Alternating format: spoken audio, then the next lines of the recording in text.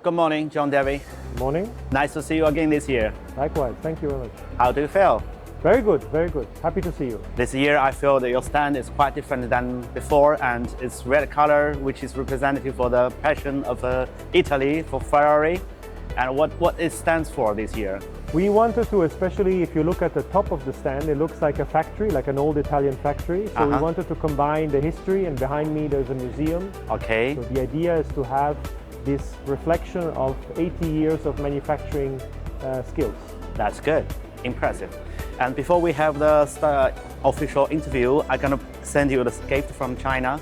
This is from Mr. Chen Tao from Big Gap, your inclusive dealer in China, and worked for you many years. Wanna convey your official congratulations for you.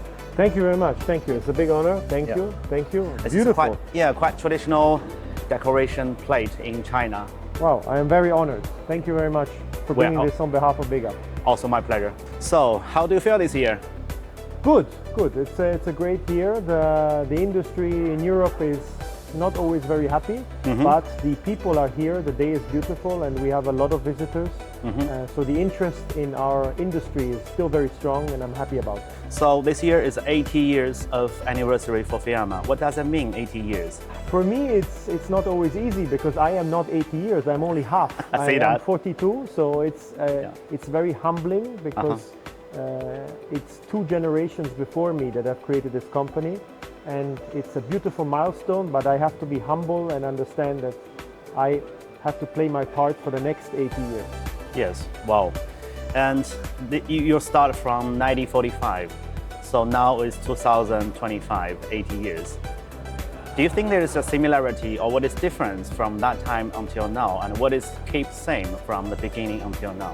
I think starting a company is very, very difficult. Continuing a company is much easier. The challenges, the market is bigger, there's more players, there is more money, there is more skill. So I think that it's difficult to continue, and we have to continuously innovate to provide good quality, because nowadays the consumers are better informed with internet. So either you do good products or you don't survive. So the pressure is stronger. In the past, you could just do something and it was accepted. Nowadays, you have to do something well to be accepted. Exactly. So can you tell me what that means, the Fiamma, the branding name at the beginning, and why it's red color? The red color is because when we started, we had cooking and heating as our main elements, because this was typical of the region in Italy where we were. And we developed slowly in the 70s everything related to mobile living. At the time, it was nearly exclusively the US, but then it came over, so it was a huge gamble to switch from heating and cooking into the RV industry, into awnings, into bike carriers. But we are very happy we did that.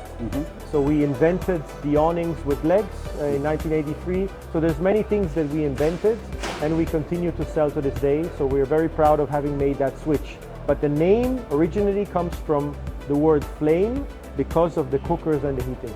Wow, impressive. And do you think, because your company started from 1945, is it any related to the Second World War? Yes, very strongly. And actually, unfortunately, my grandfather died very quickly also because he was active in the war. So I guess the stress and the difficult times in Italy back then created a lot of entrepreneurial spirit, because it was about survival. And I think that this is not a coincidence that after World War II, both in Germany, but also in Italy in our case, there was a lot of dynamic new companies being built. So, and since you are working for the Europe industry so many years, what do you think? What happened these recent years, like before Corona? What has recently happened by Ukraine wars? And what is any positive or negative influence on these issues for current situation for the caravan industry in Europe? When I grew up in Germany. Germany is the biggest market, so I grew up partially in Germany when I went to school. And I remember back then people were saying, "Oh, but it's for old people. It's for you mean caravanning? People, caravanning, yes." Okay. So the reputation of caravanning is now very, very good with vans and van life, young people. But in certain countries, it's still a bit strange. It's still a bit Some countries don't want to have them in their villages and so on. So I think there's still a lot of work to do to accept that. And I think this is the major change. Today, caravanning is very accepted. In the past, it used to be you're a little bit ashamed of doing caravanning, so you're maybe a bit hidden. So I think the acceptance is bigger. Okay. So do you mean the Corona time makes more opportunity for the caravan industry more positive, or do you think about it?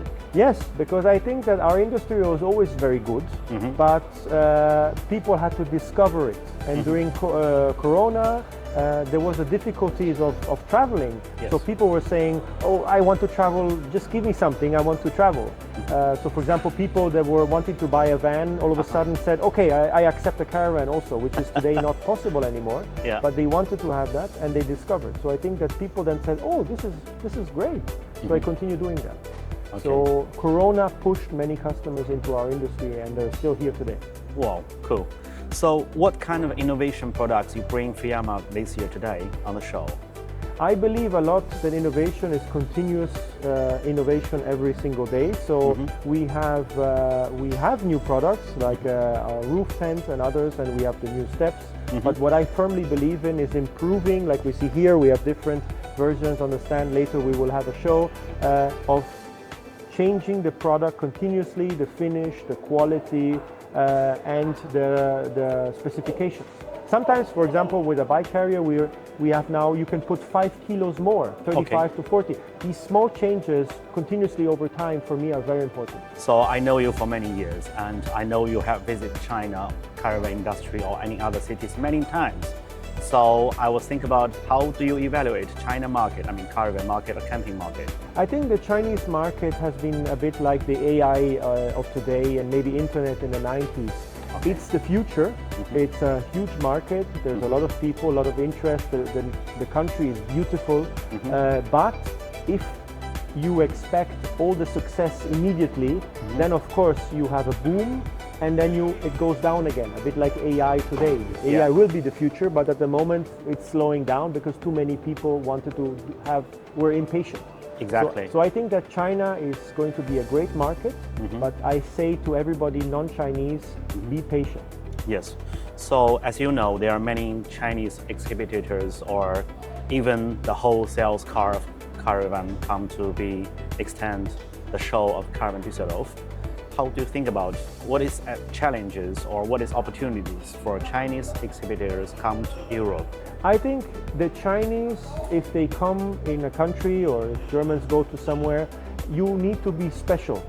So for example, a rich Chinese person may buy a very expensive German car 20 years ago because they say, that's made well, my Chinese product is made not so well. Today is maybe the opposite. For example, I can imagine with electrifications. I can imagine that one day in Düsseldorf, a German couple will say, if I want an electric vehicle, I have to go to a Chinese brand because that's their specialty. So I think the Chinese, if they come to Europe, they have to specialize. Yeah, as you mentioned, exactly the electrical chassis or revolutionary solutions from China.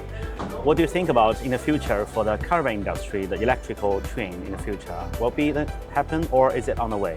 I think electrification is going to be the future. What I don't like about electrification is that in Europe there is this obligation of saying after 2035 you're not allowed to have anything else. So it's like a state saying, oh, you are bad and you're good. I think that electrification should be a support. For example, in caravanning, you can electrify the caravan or you can have a hybrid system. So I think that electric is going to be much more popular in future, but I would wish that there is a free choice. Everybody can choose, not that the government says yes or no to something. As I was informed, there will be new policy of the Europe driver license 4.25 in the future, I mean 2 or 3 years later. Would you think will be a huge impact for the accessories like Fiamma or the other set food to change the weight of the regulation? Yes, I think so. However, at the moment, a lot of vehicles are already above the limit. So so maybe people are lucky that they're not caught by the police.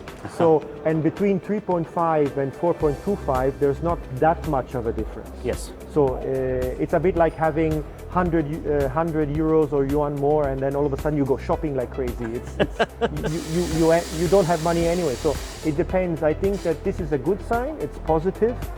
Certainly it helped us, but we have to be careful. The solution is not to make the vehicles more heavy, but is to make the vehicles better and more efficient and more cost efficient, more fuel efficient. So I think that lightweight construction and lightweight accessories will still be the future, despite increases of weight. Which is exactly the Fiamma good at.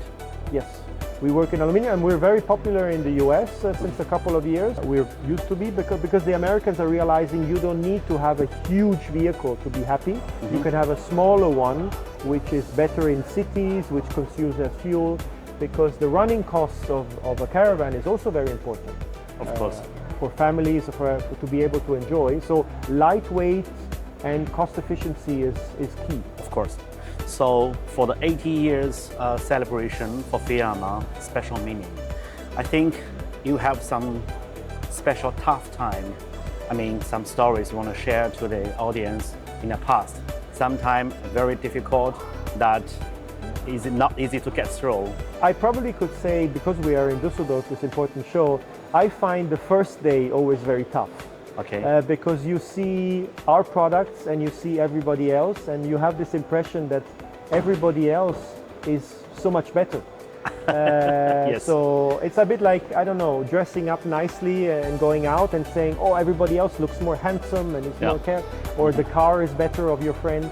So there is a lot of jealousy, which after one day becomes positive, because you are inspired to improve.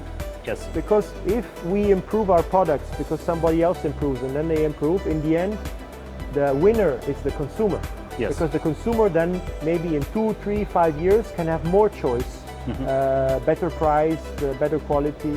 So I think that I've been 29 years in Düsseldorf, sometimes I cry on the first day, because I feel that everybody is so good and we are not good.